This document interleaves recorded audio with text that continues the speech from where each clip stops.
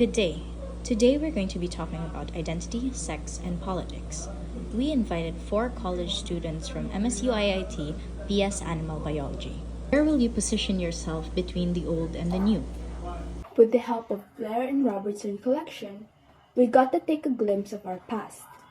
There are many records that show how Filipinos lived their lives during the pre-colonization era and during the time the Philippines was already colonized.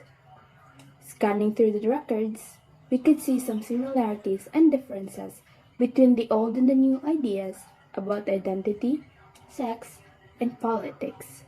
Thus the question is, where will you position yourself between the old and the new? Between the traditional and the contemporary, we position ourselves on the new. In our previous write-ups, we observed that the traditional and contemporary Filipino traits are quite similar. During the pre-colonial period, Filipinos are reverent to the elders and aged, addicted to gambling, charitable to guests, imitative and idolatrous like how Filipinos are now. Still, as mentioned earlier, this should not define a Filipino. The traditional idea about sex is that a biological man must remain to be a man only, and the same goes with a biological woman. The contemporary idea, however, opens the possibility of heterosexuals and welcomes the LGBTQIA+ community. The traditional idea of politics is about letting a strong leader or a dictator lead, while the contemporary idea is listening to the citizens and achieving a liberal democracy. Some old values observable during the Spanish era remain today. However, it is also evident that our current society has various perspectives on many social and political matters, many of which involve open-mindedness. As our societies grow and progress through time, our ideologies, values, morality, and many other aspects of our lives have changed. Thus, as individuals living in this particular day and age, the new contemporary liberalism and its views on identity, sex, and politics are more relevant to us as individuals than the old views on these topics. There is an obvious difference between the way social interactions were conducted then and now. We can say that during the Spanish era, people displayed a more reserved and modest approach when socializing. Today, there is an emphasis on honest and transparent interactions that are carried out in a polite and respectful manner. However, modesty is often disregarded because individuals value being straightforward. There's a growing number of young people who are upending the convention when it comes to gender and sexuality. There are only two options for each, male or female, gay or straight. These aspects of identity, the sense of being a man or a woman, for instance, and whom one is drawn to physically or romantically, are distinct. However, are related, and together they're undergoing a sea change, as an increasing number of people say they aren't one or the other, but perhaps neither, or maybe both. This social change has profound implications for the many systems that prop up the two-gender reality most people are accustomed to. It ultimately depends on the perspective and individual needs of the person.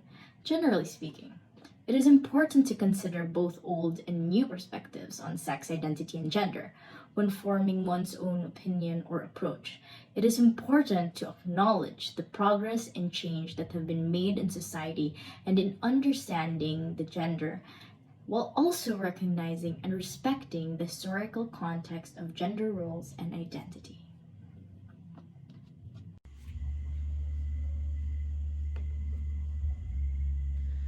In my opinion, I position myself in the new idea of identity, sex, and politics. I really admire the women in the work industry in today's generation. From what I observed, it is usually the men who dominate businesses, establishments, and even in politics where most of our country's leaders are men. This domination was influenced from our history where women are seen as inferior to men. Before, women weren't allowed to have education. Women were not able to lead a household and even vote during elections. However, today, we are slowly seeing women being seen as a man's equal, having the same treatment with the equal amount of respect. Everyone now have the right to education. We can now see a lot of households where women can make major decisions for their family. We can also now What see message will women you give to leading your fellow companies and Filipinos starting regarding businesses, identity, sex, and even politics? leaders around the globe. Women are slowly fighting and proving the world that we should be treated with the same amount of respect as men.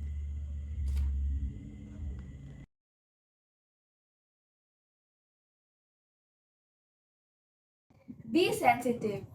Take into consideration the fact that the topic of identity, sex, and politics are personal affairs. Thus, we have to be careful and sensitive when it comes to opening discussions regarding these topics. We should be aware that other people's values may not align with ours. People may oppose us. Our leaders may lead us either to the right or wrong path. Let's still remember to be respectful towards each other when initiating talks about these topics and express our ideas in a good way. We all have gender identities and names that we have emotions connected to. Gender identity can be different from the sex assigned at birth, and opinions on transgender issues are closely aligned with this belief. People also have unique political affiliations with different levels of attachments to their political parties. Identity politics has been used to oppress people of color, and research by political psychologists explain why people on different sides of the political spectrum can have different views. However, we must remember that everyone deserves to be treated with respect and dignity, and all persons should receive equal treatment under the law no matter their gender identity, sexual orientation, or race. With the old, we can say that society during these times is characterized by strict adherence to, as we would say today, conservative social norms. On the other hand, with the new, we have adopted a more openly accepting attitude towards any social or political interactions. Be willing to educate yourself. When it comes to identity, sex, and politics, it is important to discern which information you should take. Because in this age of fast-paced information spread, a lot of things can get confusing. By educating yourself and learning about these topics yourself, you can avoid getting lost in the confusion and actually ground your beliefs with facts. Thank you for watching.